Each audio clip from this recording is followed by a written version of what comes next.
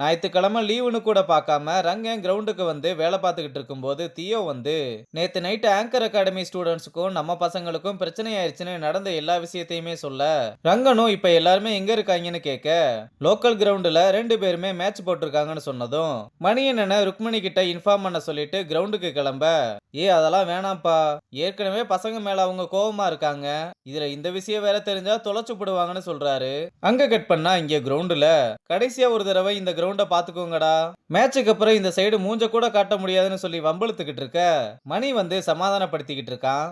அப்ப ரிஷி அங்க வர அவனை கூப்பிட்டு இத பாரு, அவனுங்களை அடிச்சு ஓட விடணும், இதுக்கு முன்னாடி நடந்ததெல்லாம் மறந்துரு, நீ ஆடுறா பாத்துக்கலாம்னு சொல்லிட்டு மணியை கலட்டி விட்டுட்டு போக அப்ப தங்கம் மணியை கூப்பிட்டு ஏன்டா மூஞ்ச இப்படி வச்சிருக்க, மேட்ச நினைச்சு எதுவும் பயமானு கேட்க நான் ஏன் இப்படி இருக்கேன்னு என் பழைய தங்கமா இருந்தா புரிஞ்சிருந்திருக்கும், போய் ரிஷி கிட்டே கேளுன்னு சொல்லிற, நான் ரிஷி கிட்ட ஃப்ரெண்டா இருக்கேன்னு கோவிச்சுக்கிற, நீங்களாம் ஃபர்ஸ்டே பேரண்ட்ஸோட வந்து நின்னப்போ அவன் மட்டும் தான் என்ன மாதிரி தனியா நின்னா, மத்தவங்கள விடுடா, சின்ன வயசுல இருந்து நீ என் கூடவே இருக்க, நீயாவது என்ன புரிஞ்சுக்க வேணாமான்னு கேட்க மணியும் தங்கத்தோட ஃபீலிங்ஸை புரிஞ்சுக்கிட்டு சரி அதை விடுன்னு ஒரு ஹக்க போட்டு நான் மேட்சுக்கு போயிட்டு வரேன்னு சொல்லிட்டு கிளம்புறான். அப்புறம் நம்ம பசங்க டாஸ்ல வின் பண்ணி பேட்டையும் சூஸ் பண்றாங்க. ஓப்பனிங் மாத்தையனும் வேலுவும் இறங்க வேலு ஃபர்ஸ்ட் பாலே 4 அடிக்கிறான். இந்த பக்கம் மாத்தையனும் நீ மட்டும் தான் அடிப்பியானு அவனும் இறங்கி 4 6 அடிச்சுக்கிட்டு இருக்கான். எல்லாரும் ஓவர்லயுமே அடிச்சுக்கிட்டு இருக்க நம்ம மாப்பிள்ள களத்துல இறங்க அவன் போட்ட ஃபர்ஸ்ட் 3 பாலுமே மாத்தையன் டாட் பண்ணிடுறான். அடுத்து போட்ட 2 பாலுமே பேட்லயே படலைனாலும் கீப்பிங் கேட்சுக்கு அப்பீல் பண்ண அம்பையரும் நாட் அவுட் கொடுத்துடுறான். அப்ப மாப்பிள்ளையோட ஃப்ரெண்ட்ஸ் எல்லாம் ஸ்டெம்ப்ல போட்டாலே அவுட் ஆயிருவான்னு சொல்லிக்கிட்டு இருக்க மாப்பிள்ளையும் அதே மாதிரி ஸ்டெம்ப குறி வச்சு பால் போட மாத்தையனும் போல்ட் ஆயிடுறான். அடுத்து ஒன் டவுன்னா ரிஷி களத்துல இறங்க இங்க பாருங்கடா பால் டப்பாலாம் பேட்டிங் இறங்க வந்திருக்குன்னு மாப்பிள்ளையும் அவனோட ஃப்ரெண்ட்ஸ் எல்லாருமே சுத்தி நின்னு கலாய்க்க ரிஷியும் ஒரு கட்டத்துல அப்படியே உட்காந்து அழுக ஆரம்பிச்சதும் இத பார்த்து நம்ம பசங்களாம் வேகமா ஓடி வந்து கிரிக்கெட் விளையாட வந்தீங்களா இல்ல சண்டை போட வந்தீங்களாடான்னு கேட்க அதுக்கு மாப்பிள்ளை கேங்கும் சண்டை போட தாண்டா வந்தோம்னு சொன்னதும் அடியை கட்ட ஆரம்பிச்சிடுறாங்க. இத வெளியே இருந்து பாத்துக்கிட்டு இருந்த தியோவோ வீடியோ எடுக்க ஆரம்பிச்சிடுறா.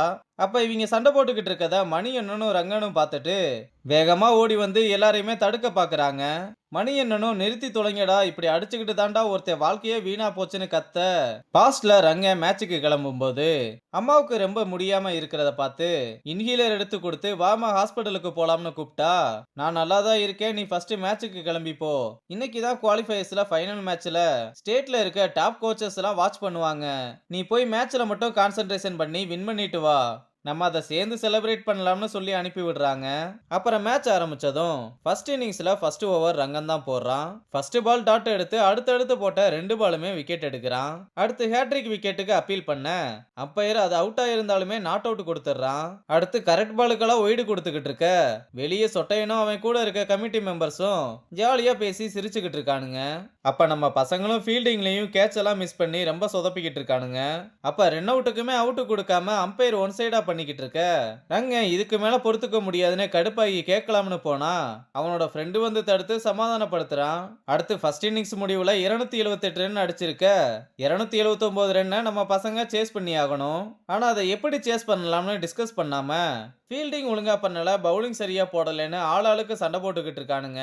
ஆனா ரங்க மட்டும் மைண்ட கண்ட்ரோலா வச்சுக்க மெடிடேஷன்லாம் பண்ணிக்கிட்டு இருக்கான். அப்புறம் ஓப்பனிங் போன 2 பேருமே நல்லா ப்ளே பண்ணிக்கிட்டு இருக்க ஃபர்ஸ்ட் விக்கெட் விழுந்துருது. அடுத்து போனவனும் நல்லா ப்ளே பண்ணி பார்ட்னர்ஷிப் நல்லா பில்ட் ஆகி வந்துகிட்டு இருக்கும்போது அவுட்டே இல்லாததுக்கு அம்பையர் அவுட் கொடுத்துட்றான். அப்புறம் 3வது விக்கெட்டும் விழுந்துற அடுத்ததா ரங்க இறங்கி அடி வெளுக்க ஆரம்பிக்கிறான். அப்ப ஆப்போனன்ட் பேட்ஸ்மேனுக்கு எல்பிடபிள்யூல அவுட் கொடுக்க பால் வெளியே தான் போய்கிட்டு இருக்கு, அவுட் கொடுக்குறீங்கன்னு கேட்டாலும் அம்பையர் அவுட்டு தானு ஒரே முடிவா சொல்லிடுறான். அடுத்து நம்ம ஃப்ரெண்டு உள்ள வந்ததும் அப்ப ரங்கனுமே 50 அடிக்கிறான். அப்புறம் அப்படியே 2 பேருமே நல்லா ஸ்கோரை எடுத்துட்டு வந்து டீமோட டோட்டல் 220 ரன் இருக்க ஃப்ரெண்டு 30 ரன்னும் ரங்க 80 ரன்னும் அடிச்சு செஞ்சுரியை நோக்கி போய்கிட்டு இருக்கும்போது உள்ள இருந்து ஃபீல்டர்ஸ் எல்லாம் சீக்கிரம் முடிச்சு விடுங்கடா, இவனுங்கெல்லாம் ஒரு அகாடமின்னு விளையாட வந்துட்டாங்கன்னு ட்ரிகர் பண்ணிக்கிட்டு இருக்காங்க. அப்ப ரங்கனும் எல்பிடபிள்யூல அவுட் ஆகிற நம்ம ஃப்ரெண்டு மட்டும்தான் 50 அடிச்சு உள்ள நிக்கிறான். ஆனா மத்த எல்லாருமே அடுத்தடுத்து விக்கெட்டை கொடுத்ததும் லாஸ்ட் 6 பாலுக்கு 9 ரன் அடிக்கணும். ஆனா கையில ஒரு விக்கெட் தான் இருக்க சுச்சுவேஷன்ல அம்பையர் ஃப்ரெண்டுக்கும் அவுட்டே இல்லாததுக்கு அவுட் கொடுத்ததும் சொட்டையனும் நல்லா வேளை இவங்க தோத்துட்டாங்கன்னு குசியில இருக்கும்போது இங்க ரங்கன் காண்டாகி உள்ள வர எல்லாரும் வந்து தடுத்தாலும் அம்பையர் அடிச்சு தள்ளி விட்டு அவுட் இல்லாததுக்கெல்லாம் அவுட் கொடுத்தா எப்படி பொறுமையா இருக்கணும்னு சொட்டையங்கிட்ட கத்திக்கிட்டு இருக்க அடுத்த 2 வருஷத்துக்கு உங்க அகாடமிய டிஸ்குவாலிஃபை பண்றேன்னு சொல்லிடுறான். இத கேட்டு எல்லாரும் அவ்வளவுதான் லைஃபே போச்சுன்னு உடஞ்சு போயிடுறாங்க. ரங்கனும் இதை நினைச்சு ஃபீல் பண்ணிக்கிட்டு இருக்க உன் கோவத்துக்காகவும் வீரத்துக்காகவும் எல்லாரோட லைஃபையுமே ஸ்பாயில் பண்ணிட்டேலன்னு சொல்ல டேய் நம்ம டீமுக்காக தானடா சண்டை போட்டேன்னு சொன்னா அதுல எங்களை சேர்க்காத, நீ பண்ணதெல்லாம் உனக்காக ஓ ஈகோவுக்காக. ஆனா நீ ஒன்னே ஒண்ணு மட்டும் நல்லா தெளிவா பண்ணிட்ட, அது எங்க எல்லாரோட லைஃபையுமே காலி பண்ணதுன்னு சொல்லிட்டு கிளம்புறான். ரங்கனும் தப்பு பண்ணிட்டோமோன்னு நினைச்சு உட்கார்ந்துருப்பான்.